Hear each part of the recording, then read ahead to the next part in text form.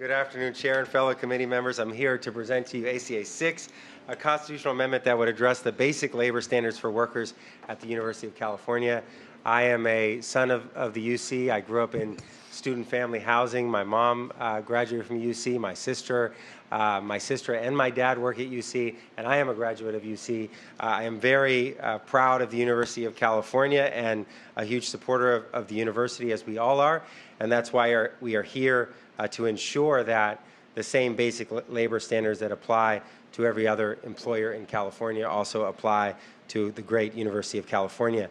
The problem right now is that neither the governor nor the legislature have the executive or legislative authority to ensure basic labor standards apply to or are enforced at UC due to a 150-year-old outdated provision of the state constitution. ACA 6 would allow voters to amend Article 9, Section 9 of the state constitution. An affirmative vote by the public would cover hundreds of thousands of Californians performing work at the University of California with basic labor standards adopted by the legislature.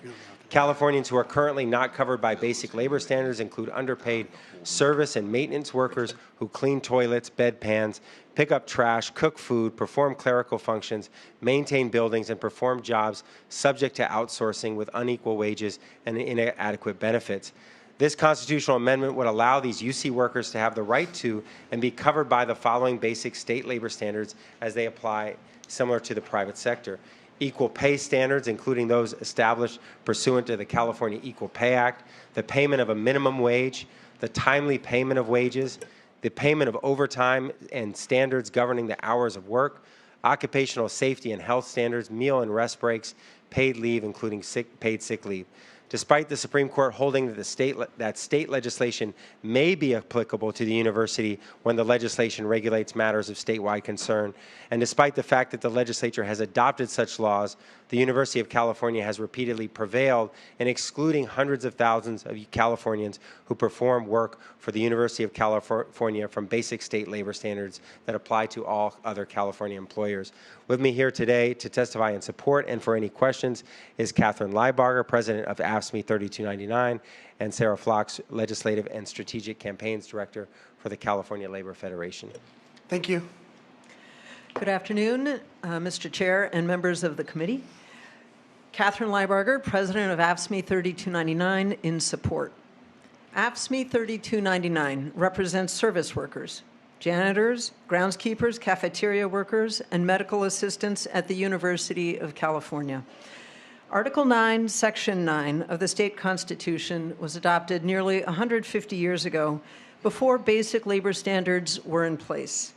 No equal pay for women, minimum wage, overtime pay, meal and rest breaks, sick leave, prevailing wages, or restrictions on outsourcing of jobs. This outdated provision of the state constitution has allowed UC to repeatedly prevail in court and exclude those working for them from basic state labor standards. No other workers in California are forced to negotiate for these basic labor standards. The legislature and California voters modernized the state's constitution to ensure every woman's right to choose. ACA 6 will do the same for equal pay. We request your consideration of ACA 6 to allow California voters to change this. Thank you. Thank you. Mr. Chair, Member Sarah Flox, California Labor Federation, and as a former UC employee, I've actually benefited from the very hard work of AFSCME 3299 members and seen the incredible work that they do every day along with the other UC employees. And we are here in strong support and as a co-sponsor of this measure. We've seen over 500 changes to the state constitution since 1879. Everything from school funding to rainwater capture to a woman's right to choose. And over the same time period, legislators in the labor movement have passed basic labor standards. Everyone in this room has been part of that. And yet at the same time, hundreds of thousands of workers at UC, including 3299 members and many more, are excluded from those basic protections, all because of an outdated provision in the state's constitution. So we think this is a very basic, very important change, and we urge your support. Thank you. Thank you. Is there anyone here in support of ACA 6?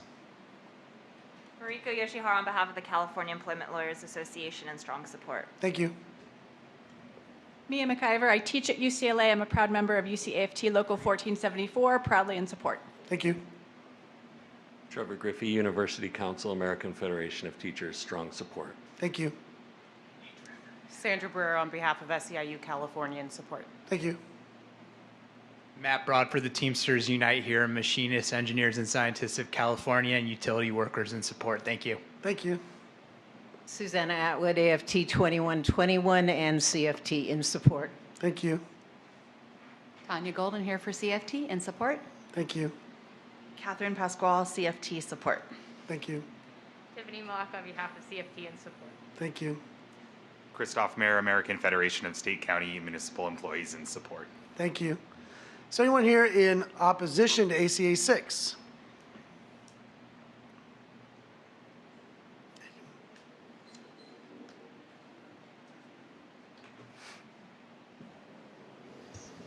Good afternoon, Mr. Chair and members. Jason Murphy on behalf of the University of California, rising today in opposition to this bill. I first want to start by saying that the University of California is committed to ensuring that all of our employees are treated fairly and have the support they need to succeed in their positions. However, and that's reflected, I believe, in the successful contracts we've been able to settle and negotiate with our variety of unions, most recently with UAW these last few months, and CNA in past months before that, and many others as well. Looking forward to beginning negotiations with AFSCME later this year for the next contract, successor contract. But frankly, the university is struggling to understand the premise behind the need for this bill.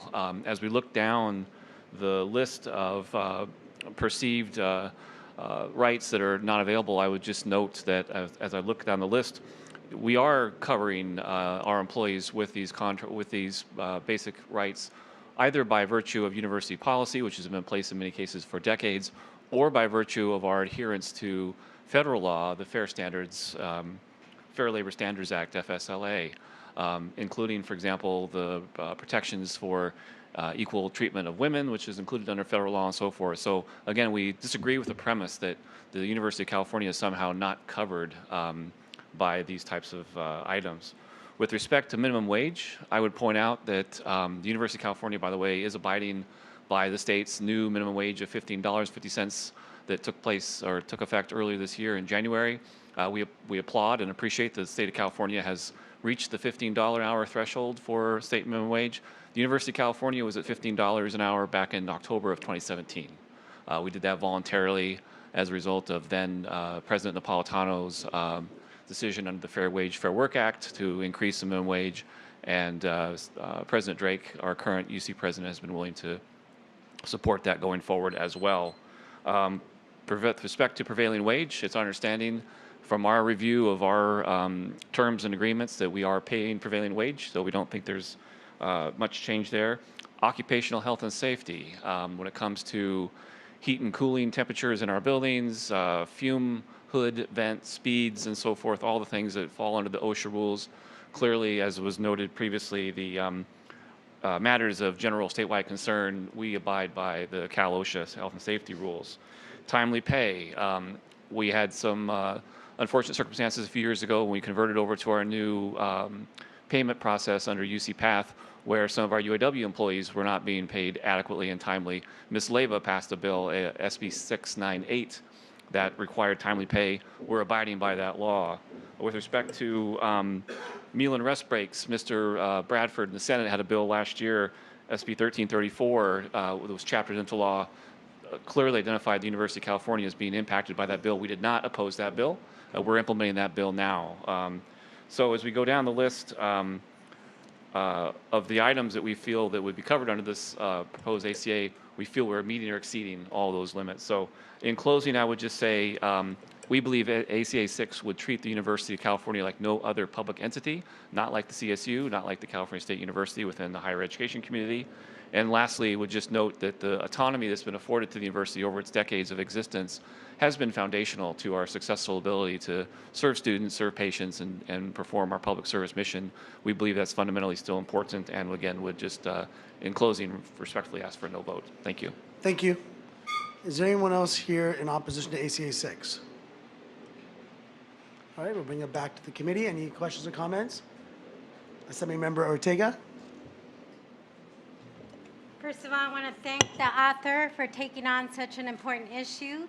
I also was a former representative of these workers, many who are women of color, who work day in and day out, night and day, to make sure that we do have a premier institution, not just in California, but in the world, and are often not recognized and not seen.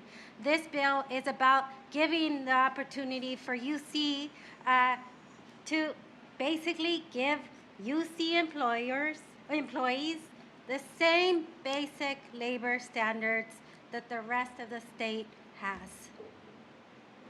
Is that what this bill does? Yes. Yes.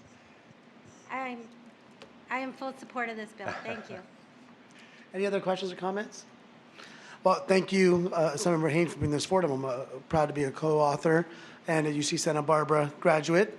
And so I'm hopeful that this can go Gauchos. That's right. Hopeful that this can proceed forward and we can get this before the voters.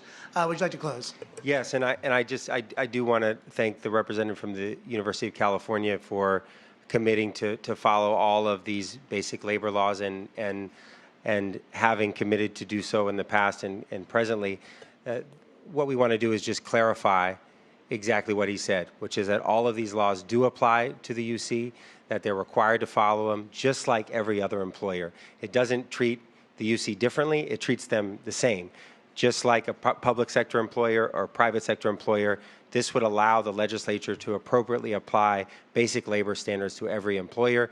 I will say a reason why this is necessary to clarify this is because the UC has gone into court repeatedly and in some cases won, asserting that they don't have to follow the California minimum wage law, that they don't have to follow the California equal pay law or the prevailing wage law. So this would clarify exactly what the representative said, which is that they do have to follow it just like everyone else, protect the workers and protect the well-being of this critical, essential institution. With that, I respectfully ask for your aye vote.